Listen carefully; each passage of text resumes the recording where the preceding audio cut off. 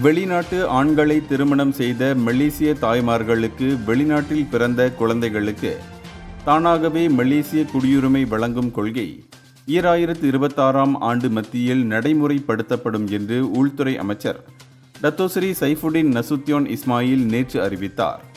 கடந்த ஆண்டு நாடாளுமன்றத்தால் அங்கீகரிக்கப்பட்ட வரலாற்று சிறப்புமிக்க அரசியலமைப்பு திருத்தத்தை தொடர்ந்து சட்ட மறு ஆய்வுகள் மற்றும் கணினி அமைப்புகளில் புதுப்பிப்புகள் இப்போது முடிவடையும் நிலையில் உள்ளன.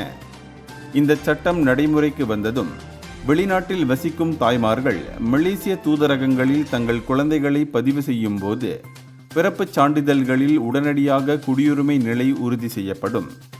இதற்கு முன்னர் தந்தை மலேசியராக இல்லாவிட்டால் இந்த உரிமை மறுக்கப்பட்டது.